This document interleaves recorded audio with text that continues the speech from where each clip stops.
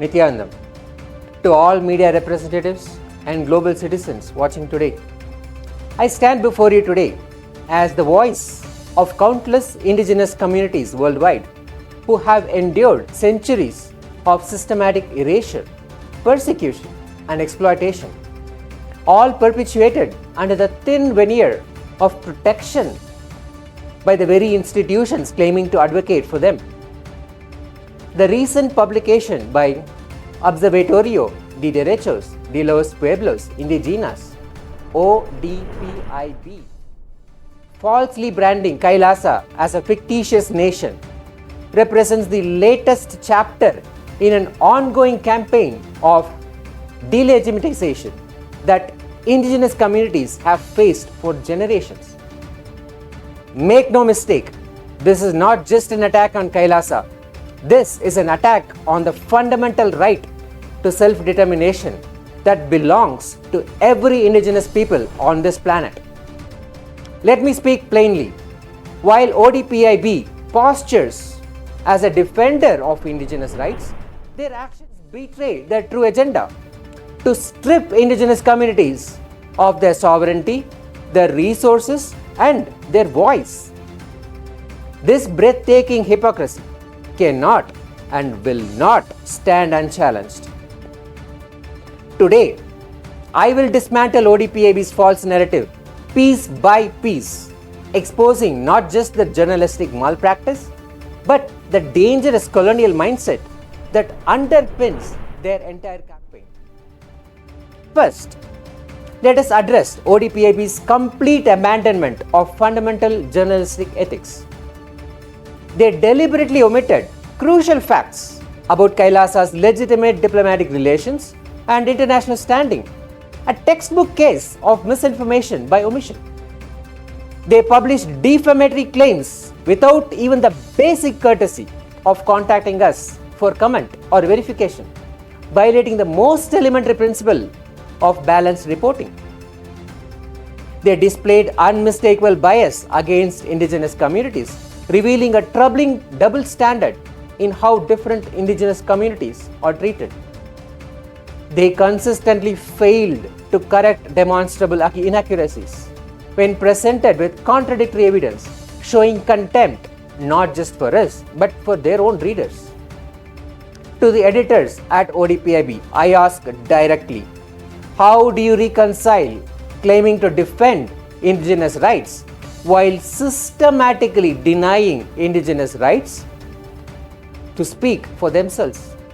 How do you justify appointing yourselves as the arbiters of which indigenous voices deserve recognition? By what authority do you declare certain indigenous nations fictitious while elevating others? The most disturbing aspect of ODPIB's reporting is not its factual inaccuracies, though there are numerous, but its underlying agenda. Let us call it as it is. Let us call it what it is: neo-colonialism disguised as advocacy. While claiming to defend indigenous communities, ODPIB is actively working to delegitimize the right of indigenous nations to engage in sovereign diplomatic relations. This is not protection, it is paternalism.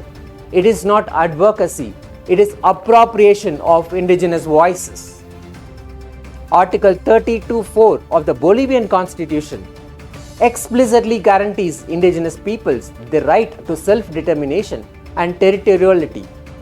Article 32(5) ensures their right to maintain their own institutions.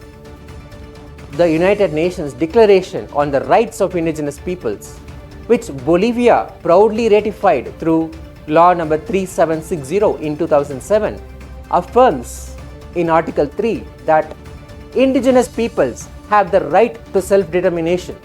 By virtue of that right, they freely determine their political status and freely pursue their economic, social, and cultural development. ODPIB is not an authority to recognize nations. This fact bears repeating. ODPIB is a media house, not a diplomatic body. Even the United Nations itself, by its own declaration, lacks the authority to recognize states. It can only admit members. Recognition is a political act, not a legal prerequisite for statehood. KAILASA meets every internationally recognized criterion for statehood under the Montevideo Convention. A permanent population of devoted citizens unified by a common cultural and spiritual heritage. A defined territory with historical continuity stretching back thousands of years. A functional government with established institutions of justice, education, social welfare. The demonstrated capacity for international relations, as evidenced by our numerous diplomatic agreements. The Montevideo Convention itself establishes that the political existence of the state is independent of recognition by other states. This is not our opinion. This is settled international law. Furthermore, KAILASA's judicial statehood is derived from the Supreme Pontiff of Hinduism's inheritance of 21 ancient indigenous sovereign states and ecclesiastical institutions, including the Suryavamsa Surangi Samrajya. The doctrine of continuity in international law recognizes a state's persistent legal personality through periods of annexation or occupation, as seen with Poland, Ethiopia, Austria after World War II.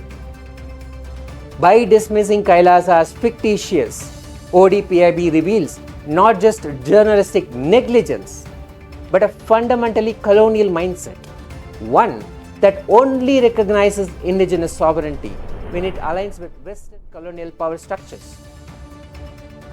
Denying the indigenous right to us indigenous nations is the worst form of colonizing. Our second point addresses ODPIB's baseless claim that our agreements with Bolivian indigenous communities were somehow fraudulent or deceptive. Let me be absolutely clear. Every treaty between KAILASA and indigenous communities in Bolivia was executed with meticulous attention to legal compliance, full transparency, and genuine informed consent. These agreements include a comprehensive prior and informed consent documentation signed by legitimate indigenous leaders, explicit acknowledgement of Bolivian sovereignty and legal frameworks, specific clauses ensuring that all relevant authorities are informed. There is clear language stating payment effectuated after ratification by competent authorities, provisions for cultural exchange, knowledge preservation, and sustainable development. These provisions ensure full compliance with Bolivian law number 465, ILO Convention 169, and the UN Declaration on the Rights of Indigenous People. These are not exploitative arrangements. They are conservation partnerships endorsed by indigenous leaders who retain their sovereignty under Bolivia's constitution. Article 403 of the Bolivian Constitution explicitly recognizes the ancestral territories of indigenous nations and their right to govern them in accordance with their own norms, procedures, and institutions. The agreement with KAILASA falls squarely within these protected rights. To label these agreements as fraudulent is to not only disrespect KAILASA but to infantilize and dismiss the legitimate decision-making authority of Bolivia's indigenous communities. Is ODPIB suggesting that indigenous leaders are incapable of entering into agreements without outside approval? This patronizing attitude reveals more about ODPIB's view of indigenous people than it does about these agreements. ODPIB's accusation that KAILASA engages in carbon piracy is not just false, it is an appalling inversion of reality that borders on the absurd. The environmental record for KAILASA speaks for itself. The Supreme Pontiff of Hinduism has personally led the revival of ancient Vedic agricultural techniques that predate modern sustainable practices by thousands of years. Techniques that have maintained the fertility of soil for millennia without chemical inputs. KAILASA has directly participated in the planting of millions of trees worldwide through our spiritual missions and environmental initiatives. Tangible carbon sequestration that can be verified by independent observers. We have established water conservation systems based on ancient Hindu science that have transformed arid regions into productive agricultural zones without depleting groundwater resources. Our communities worldwide practice vegetarianism at rates exceeding 95%, dramatically reducing our carbon footprint compared to the global average and demonstrating our commitment to ahimsa, non-violence toward all living beings. If ODPIB is genuinely concerned about environmental exploitation in Bolivia, I invite them, I challenge them to redirect their investigative resources toward the multinational mining corporations extracting lithium, silver, zinc and tin from indigenous territories while leaving toxic waste that will poison the land for generations. The petroleum companies drilling on ancestral lands with minimal compensation to indigenous communities. The agribusiness conglomerates converting pristine rainforest into cattle ranches and monoculture plantations. The international financial institutions imposing extractive economic policies that prioritize resource exploitation over indigenous well-being. This is the stark reality of ODPIB's double standard. When actual colonizers extract resources while devastating ecosystems, you call it investment and development. When indigenous communities collaborate on conservation, you call it carbon piracy and fraud. This is not journalism. This is propaganda serving powerful economic interests that benefit from keeping indigenous communities divided, disempowered, and dependent. ODPIB falsely claims our agreements aim to commodify the environment and natural resources. The truth is not merely different, it is diametrically opposed to their accusation. KAILASA has established itself as a global leader in authentic, sustainable development. KAILASA was a key contributor at the UN Committee on Economic, Social and Cultural Rights. KAILASA was a key contributor at the UN Committee on Economic, Social and Cultural Rights in Geneva in February 2023, where our delegation presented ancient indigenous policies aligned with sustainable development principles that predate Western concepts of environmentalism by centuries. KAILASA hosted a groundbreaking global awareness session during the 79th United Nations General Assembly Science Summit in September 2024, bringing together scientists, indigenous knowledge keepers to develop integrated approaches to climate challenges. We continually advocate for the integration of indigenous wisdom with modern scientific frameworks, promoting sustainability, gender equality, and environmental conservation at the highest levels of international discourse.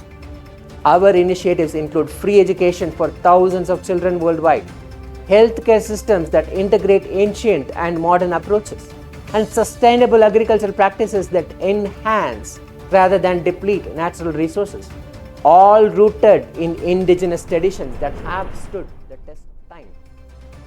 Beyond their journalistic malpractice, ODPIB's defamatory claims constitute clear violations of Bolivian law. Law number 45 against racism and all forms of discrimination explicitly prohibits discrimination, defamation against indigenous communities.